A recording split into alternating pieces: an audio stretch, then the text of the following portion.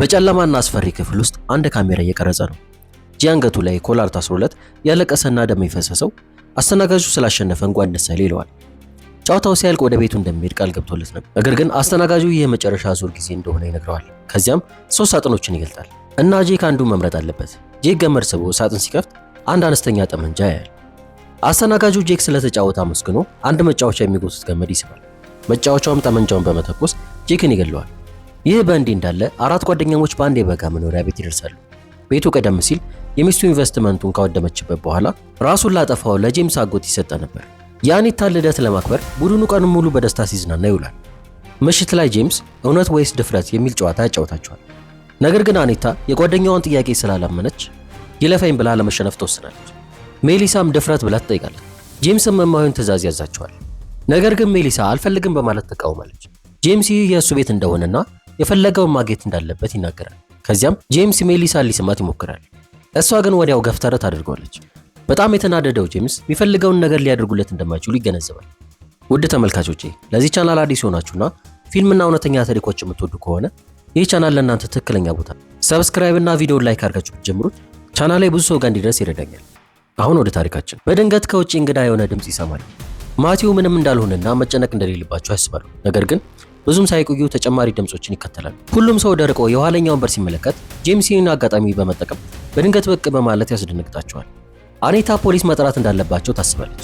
ጄምስ ፋየር ፖከር ይዞ ለማየት ይወጣል። ሌሎቹ መብራቱን በማጥፋት ይቀልዱበታል። የፈረንጅ ቀልድ እኮ ከበረ። ስለዚህ የስልኩን ባትሪ መጠቀም ይኖርበታል። በድንገት ጮህ ሲሰማ ይደነግጣል። ነገር ግን ሾልካ የወጣችው ሜሊሳ ነበር። በዚያ ቅጽበት ጄምስ ከእጽዋት መሃል የሆነ ነገር አግኝቶ ወደ ቤት ያስገባዋል። ሁሉም ሰው ጄምስ ሊያዩ የፈለገውን ቴፕ ያለበትን ካሜራ ሲያዩ ይደነግጣሉ። ማቴዎ አስፈሪ እንደሆነ ያስባል። አኒታም ወደ ቤት ማስገባቱ መጥፎ ሐሳብ እንደሆነ ታምናለች። ጄምስ የቤቱ ባለቤት ማን እንደሆነ ሲያስታውሳል። አኒታ እዚህ ማንም እንደማይወደውና ከሱ ጋር የሚውሉት በገንዘቡ ምክንያት ብቻ እንደሆነ ተነግሯለች። በመቀጠልም ቴፑን ታጠፋዋለች። በጣም የተናደደው ጄምስ እንዲወጡለት እየጮኸ ስለ አኒታ የተመመችና ታሰቃቂ ነገሮችን ይናገራል። ለጊዜው ጓደኞቹ ወደ ክፍላቸው ከመሄድ ውጪ ሌላ አማራጭ የላቸው። ይህ በእንዲህ እንዳለ አንድ ሚስጥራዊ ሰው በጸጥታ ወደ ቤቱ ይገባል። ጄምስ ሻወር እየወሰደ ሳለ መታጠቢያ ቤቱ በር በድንገት ሲከፈት ያያል። ራሱን ለመከላከል ምላጭ ይይዛል። ነገር ግን በድጋሚ ያስደነገጠችው ሜሊሳ ነበር። ሜሊሳ ገምን ሆና ነው ጫካ ውስጥ እንደዚህ ያቀደምቀል። እሷም ለእሱ ፍላጎት ሊኖራት እንደሚችል ትነግረዋለች። እሱም ሰፍ በማለት ፎጣውን ገልጦ ኮፔጣውን ያሳያታል። ደግሞ ምንድነው እንዳትሉኝ፣ ሆኖም ፕራንክ ነው በማለት ድጋሚ ትስቅበታለች።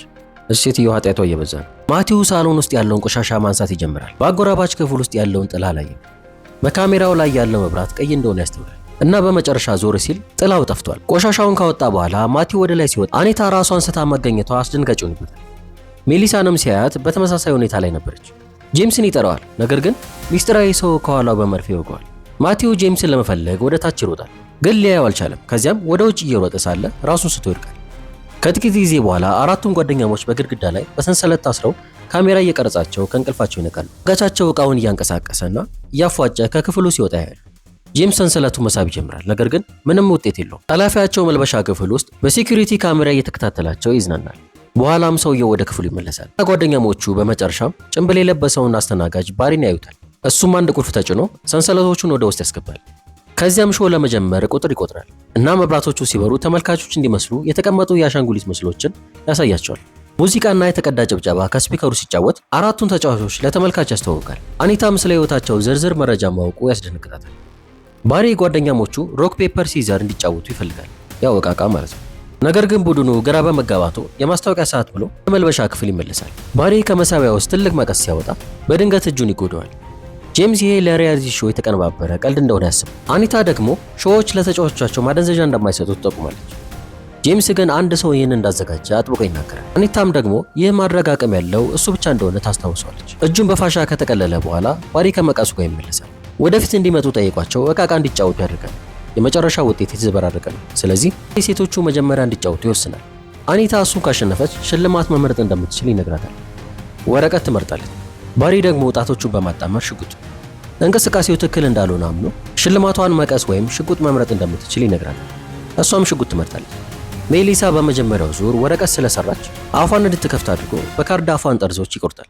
ማቲው በተራው ቋጥኝ ተጠቅሞ ነበር። ስለዚህ ባሪ በድንጋይ ራሱን ይመታዋል። በመቀጠል ከጄምስ ጣቶች አንዱን በመቀስ ይቆርጣል። በመቀጠል ሽጉጥ ያወጣና በአኒታ ላይ ይተኩሳል። ነገር ግን እውነተኛ ሽጉጥ አልነበረም፣ ላይተር ነበር። በምትኩ ሰንሰለቱን ወደ ኋላ በመሳብ አኒታን ከግድግዳው ጋር ያጋጫታል። በዚህም ራሷን ትስትና ከጥቂት ሰዓታት በኋላ ትነቃለች። ጄምስ እንደገና ክስ መወርወር ሲጀምር ክርክር ይነሳል። በድንገት ባሪ ተመልሶ ግድግዳው ላይ ያለው መሳሪያ ያሳያቸዋል።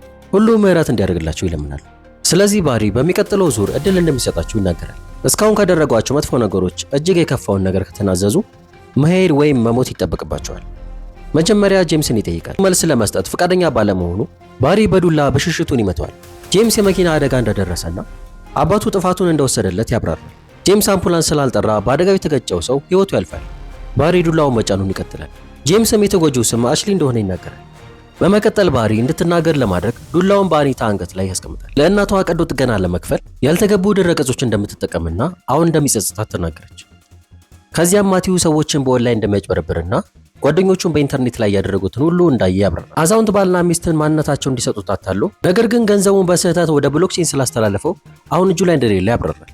ሜሊሳ የሚሰራበት የውሻ ማጠለያ በቂ ገንዘብ ስለሌለው ስለዚህ አንዳንድ ፒትቡል ውሾችን ለህገ ወጥ የውሻ ውጊያ እንደሸጠች ትናገራለች። ከዚያ በኋላ ባሪ ሜሊሳን መሳሪያውን እንድታሽከረክር ያደርጋል። ውጤቱ ባሪ ቪው ፋይንደር እንዲሰጣት ያደርጋል። እሷም አንዳንድ ምስሎችን ለማየት ልትጠቀምበት ይገባል። ፎቶግራፎች ውስጥ ያሉትን 3 ታዋቂ ከተሞች ከለየች ታሸንፋለች።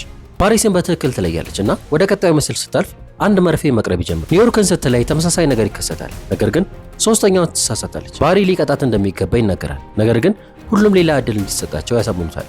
ሜሊሳ ቪው ፋይንደሩን እንደገና ትጠቀማለች እና ቁልፉ እንደተጫነች መርፌ አይኗን ይወጋታል። ሁሉም ሰው በፍርሃት ይዋጥና መሳሪያው ማሽከርከር ፈቃደኛ ሳይሆን ይቀራል። ስለዚህ ባሪ ለጄምስ ያደርግለታል። የሚወደው ጨዋታ ይደርሰዋል። መሰርሰሪያ ድሪል ከያዘ በኋላ ጄምስን በክፍሉ ዙሪያ ማሳደድ እንዳለበት ያስረዳል። ሳንቲም ይጥላል። በዚህ ጊዜ ጄምስ ያሸንፋል። ከዚያም ባሪ መሰርሰሪያውን በአኒታ እጅ ያስቀምጥና የማቴዎን ጆሮ እንድትሰረስር ይነግራታል። ግን ካላደረገች ሜሊሳና ጄምስን እንደሚበሳቸው ይነግራታል። ጊዜው መቁጠር ይጀምራል። ስለዚህ አኒታ የማቴዎን ጆሮ ከመብሳት ውጪ ሌላ አማራጭ የላት። ይህም በጣም ከባድ ህመም ውስጥ ይከተዋል። ስራዋን ስትጨርስ መሰርሰሪያውን ትጥሏለችና ይሰበራል። የሆባትና ሀጎቹ እንደጣሰች ይነግራታል። ከዚያም ካሜራው ላይ ያለውን ቴፕ ወስዶ ወደ መልበሻ ክፍል ይመለሳል። በቪዲዮ ቴፑ ላይ የሆነ ነገር ለጥፎ የማቴዎን ስም ይጽፍበታል። ከዚያም በተመሳሳይ ነገሮች ጋር ይቀላቅለዋል። ከቅጽበት በኋላ ባሪ ይመለስና ይህ ዙር ትንሽ የተለየ እንደሆነ ይናገራል። ቀጣዩ ጨዋታ ዋይልድ ካርድ ይባላል። እሱም ህጎቹን ሲያብራራ ሁሉም ከመለሱና ከፍተኛ ነጥብ ካስመዘገቡ ያሸንፋሉ። ባሪ ሰዎችን በጣም የሚጎዳው የሰውነት ክፍል የትኛው ነው ብሎ ይጠይቃል። ማቴዎ ራስ ይላል፣ ሜሊና ጉልበት፣ አኒታ ደግሞ ሆድ። ጄምስ ባሪን ለመያዝና ለመደብደብ ይሞክራል፣ ግን ሰንሰለቱ ይህን እንዲያደርግ አልፈቀደለትም። ከዚያ የሱ መልስ አንገት ብሎ ይናገራል። በመቀጠል ባሪ መልሶች ያሉበትን ወረቀቶች ያወጣል። ቁጥር 1 ራስ፣ 2 ጡንቻዎች፣ 3 አንገት እና 4 እግሮች። ማቴዎ እነዚህ መልሶች ተደምረው 100 እንደማይሆኑ ይጠቁማል እና ባሪ ሆድ የሚል የመጨረሻ ወረቀት ያገኛል። ይህም ከጡንቻዎች ክፍል ያለ ነው። ይህ ማለት ሜሊሳ በጨዋታው ተሸንፋለች ማለት ነው። ሰንሰለቶቹን ወደ ኋላ ከሳበ በኋላ ባሪ የሃይድሮሊክ ፕሬስ ማሽኑን ያንቀሳቅሳል። ማሽኑ መጭመቂያውን ከሜሊሳ በላይ ዝቅ ማድረግ ይጀምራል እና ራሷን ይነካታል። ነገር ግን ባሪ ያስቆመዋል። ሌላ ቦነስ ዙር እንዳለ ያስታውቃል። ሌሎቹ ከሜሊሳ ጋር ቦታ መቀየር ይፈልጉ እንደሆነ ይጠይቃቸዋል። እነሱ ግን እምቢ ይላሉ። ሜሊሳ ለህይወቷ ከተማጸነች በኋላ ባሪ መጭመቂያውን እንደገና ያንቀሳቅሰዋል። ማሽኑም የሜሊሳን ራስ ሰንጥቆ ይገባል። ከዚያም በኋላ ባሪ ቴፑን ወስዶ የሜሊሳን አስክሬን ሊመውሰድ ይመጣል። መብራቶቹ ብልጭ ድርግም ይላሉ። እሱም እየሳቀ አስክሬኑን እየጎተተ ይሄዳል። ምን አይነት ጨካኝ ሰውዬ!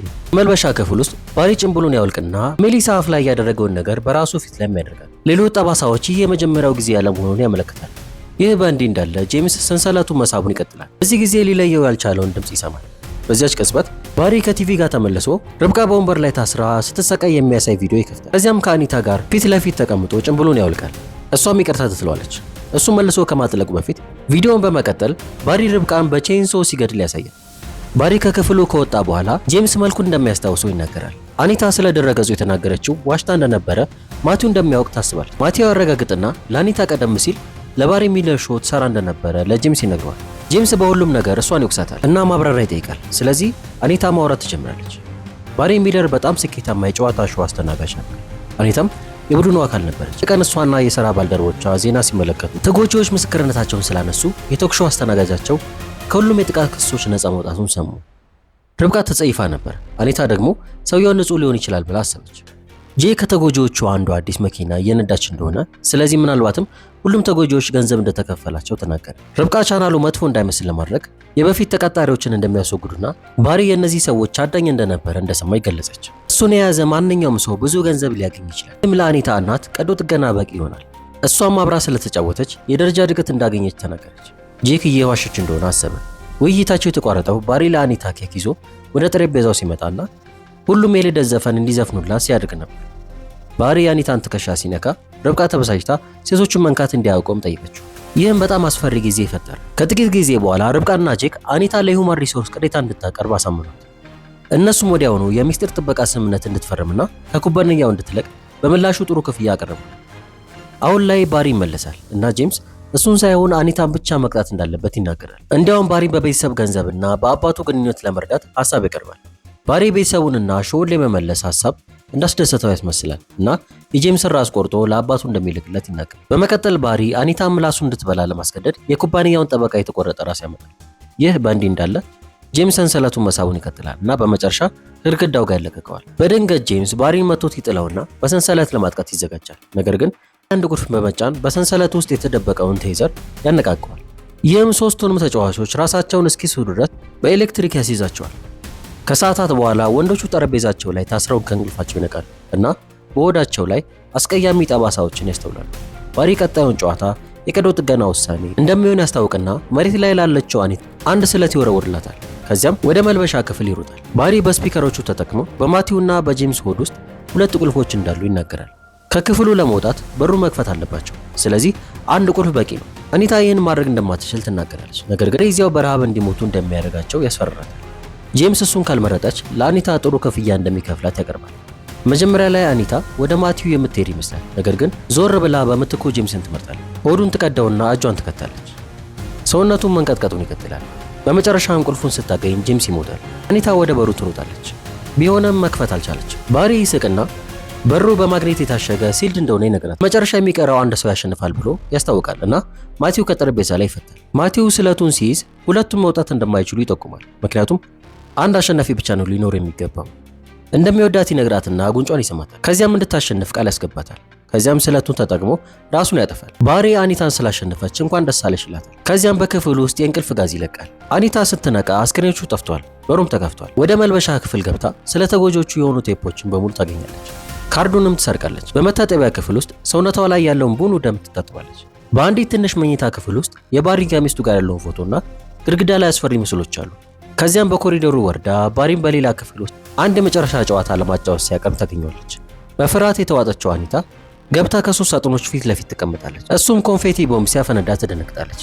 አኒታ ባሪ ማለት ይህ ብቻ እንደሆነ ትጠይቀዋለች። እሱም ባሪ ሞቷል ምክንያቱም አንቺ ገለሽዋል ሲላት እሷም እንደዋሸች እንደምትናገርና ሁሉንም ነገር እንደምትነዘዝ ትናገራለች። ነገር ግን ባሪ ምንም ምላሽ አይሰጥም። ይህም እሱ በእርግጥ የሆነ ነገር አድርጎ እንደሆነ እንድታስብ ያደርጋታል።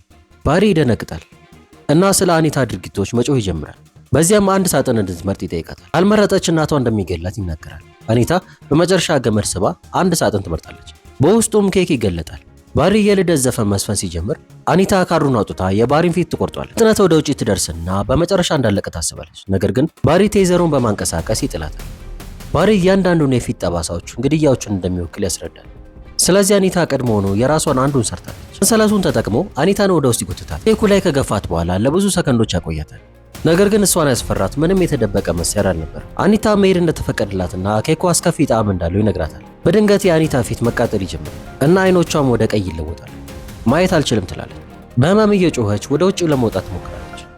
ሆኖም መንቀሳቀስ ከብዷት በኮሪደር ውስጥ ትወድቃለች።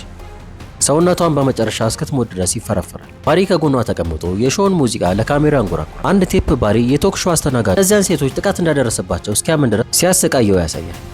ነገር ግን ኩባንያው ገንዘብ እንደሚከፍላቸው ተናገረ። ከዚያም ባሪ ጭንቅላቱን በመዶሻ በመምታት ይገድላል። እንዴ ምን ገደል ተገዳደል ይሆነ። ለማንኛውም በሰላም ጨርሰናል።